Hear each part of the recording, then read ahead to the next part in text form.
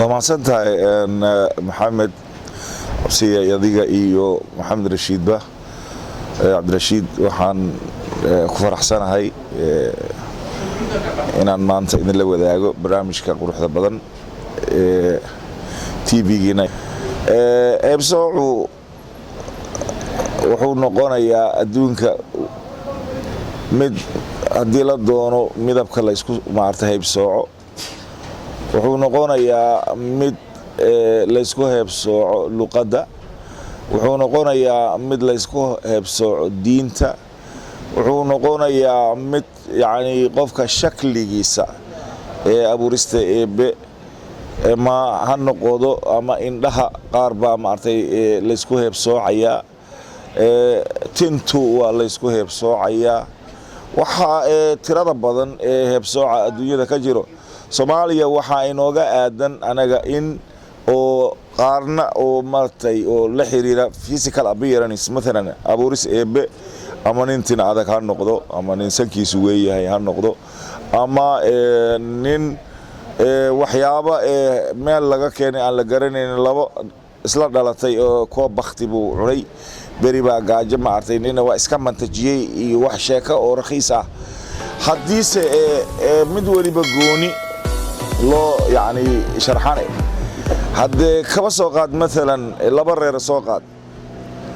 hadii waxana ay yihiin wax sal adag leh meeshaas aad ka garan lahayd مثلا reerkan hadda ama Soomaalida la yiraahdo ama dagoodiye waaye ama waa midgaan waaye ama waa yaxar waaye ama waa tumaal waaye ma garatay ama waa yibir waaye la leeyahay ama waa muuse dheri iyo waxa ay la tirinayo haddii dhinaca kale adiga aad jilac iyo jareer baa wax loo kala saaraya dad baa waxa la yiri ku jareer baa tihiin oo tintiina adag haddii tin adag leh wax lagu kala heebsoocayay maxaa dagoodii aan iraade gabooye iyo ma aragtay iyo yaxar iyo yibir iyo midga iyo oo dad qurqurux badan oo tima jilicsan oo san dhuuban ma gartay oo ayaga lagu heebsoocay tintoodii ma adka sankoodiina ma weyna qofka laga yaabo nimanka liidayo haddii physical appearance ama muuqaalkii ninka jareerka lagu yiri xoogaa yar weera foolxun yahay ama waa tintiisa adag waxaad arkaysaa mid oo asaga ama madoobaantiisa ama naag ayada digsi dabadii aad moodid gabar maanta dhirir iyo baartay abuuris eebe gabooye ayada laameloosha aad moodid ya ayaan gaarin ay leedahay waa nasab dhiman anaa ka sareeya anaa ka wanaagsan anaa hebel ah ma gartay waraadigu quruxdiina waa lagu dheer yahay nasabnimadana aadan iyo xaawun baa la isla wada tagayaa dhoobaana laga abuuray iyadana dhoobaa laga abuuray waxa adiga aad dheertahay aad sheeganaysid adiga aad ku noqotay nasab buuxa iyada nasab dhiman ay ku noqotay maxay tahay taariikhda Soomaaliya marka aad baartid dadka hadda la liiday kulli waa dadkii boqorada Soomaaliya ah sareey oo hoose baa dhacday isticmaalkii baa dadka qaarkood u kaalmeeyay qoladan Ibraahim la yiraahdo ayaga xukuum jiray badi waqooyi inkasino qoladan jareerta la yiraahdo nasiib buunde ilaahay kuma samadiide rag maanta xataa culimadii waaweyneed Sheekh Aweys iyo Sheekh Makhtuub iyo dadkii diinta fidin jiray kulli ayaga ahayn faraacinadii ragii ku soo dhaweeyay Soomaaliya ilbaxnimadeeda masaari la abtirsanayso boqor baraxow buu aanin jareer buu ah يعني waxa waaye dadka waxyaabaha qaar ayaga waqtiga u kaalmeeyay maalmo yar ama saldanad lagu helay ama dhaqaale lagu helay ama waqti sideedaba adduunka maxaa lagu dilooba maxaa lagu ihaanooba Soomaalida kaligeeda ma dad dagaal hadii looga adkaado oo hadii xataa colaadi meel ay dhacdo qolada ayada la qabsado oo asiir noqoto ama iyaga hostage u noqoto qolada kale way gumaysanaysaa maxaa dadka Soomaaliyeed oo isku duuban jilac iyo jareer hadii dalalka carabta qaarkood loo yiraahdo ya aswad ya abiid maxaa loo wada yiraahdaa may kala saaraan waay hadii Yurub tago black ma artay oo Amerikaankii adiga la isku kintiranaya oo kulligeena midabka madow looga soo qaadaya adduunka qaar baa nasabnimada u yaqaan Yurub timaha marka loo fiiriyo weligaad ilaahu may halkaas ay ka lulato gabadha baartay biradeeda ma artay tinteeda hadday madow yihiin timaha hadduu ninka ragga ee sidaasoo kale ay u jilcan yihiin mar hadday madow yihiin ilaahu talyaani ha noqdo carab ha noqdo way liidayaan waa inay noqdaan timaha deebta ah ma gartay indhaha hadday madmadow yihiin hadday kale ilaahu may sunayaal biciidley gabdhaheena aan ugu heesno quruxdeeda ay gaarsiinaad if she is not blue eyes ma gartay haddaanan indhaha buluuga aanan lahayn waxay tahay midgaha maartay ay ka tirsan tahay ee dadka hoose ilaahu may meeshay doonaan ay ka soo jeedaan ee kuwa maartay ee carabta ugu dhaladsanaa yiraahdo oo maartay ee waxaan ka soo jeednaa yiraahdo duriyada way xilwan aad u mahadsan ina soo koobaysaa shaqayntan rabina ku waxa tahay dhibaatooyin noocee bay takoorka ama heersoca kala kulmaan bulshada wax badan bay kala kulmaan maxay gabadhii wiil isjecel baa dadka qaarkood anaga reer hebel isma guursano maxaa ku geeyay ama wiilka leeyahay maxaa taasi ku geeyay waxa hadda ee qiil kala loo hayana male isma guursano iyo reer hebel anaga ka sareyno iyo nimankan reer anaga aan ka sareyno waaye daciifnimo waaye maantana Soomaaliya waan isgaranaynaa Yurub iyo America marka la aaday nin halkan ee laandheera ku sheeganay baasaboor wuxuu ku soo qaatay qabaa'ilada laangaabka Eeylaan ahay jareer baan ahay midgaan ahay iyo xar baan ahay yibir baan ahay gabooyaan ahay ayuu America ku joogaa Yurub ku joogaa ma gartaya oo jinsiyadiisa Soomaali marka la yimaado qabiilka asaga uu sheeganay waa reerka maxagana laangaabad ku tahay inta laandheera ku tahay hunguri la ku geeyna waa lagu yaqaan waxa aad ku sheeganaysa dad waxa aad heshid hatta waa ka bixaysaa laandheernimadaada meeshii hungurigaaga jiraad aadaysaa waxa soo dhan Jamaican baa la guursaday wax ka sii liita la iibsaday gaal baa la guursaday aaw gobonimadii iyo nasabnimadii ee ninka kale ee Soomaaliga ee Islaamka ah ee ayaga is afyaqaanan ee gabadha iyo wiilka heshiiska day ku noqdaan in lagu carqaladeynay xagana loo ogolaaday sida naagtii la sheegay oo kale inanteeda mid oo Soomaaliya af English ku hadlayo markii ayada ay siisay kadibna Soomaali inuu yahay oo ayaga Allah waxaan u maleeynahay American baan u maleeynahay ma gartay kadibna inuu ka daba qaadatay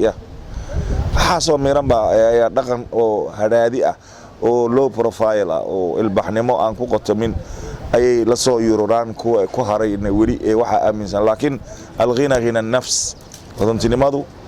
waa qalbiga iyo qofka wuxuu asaga iska aaminsan yahay reer waliba isla weyn yahay dadka la liiday qaar deegaamada hadii aad tagtid ayagana kuwa wax liiday way ka sii sareeyaan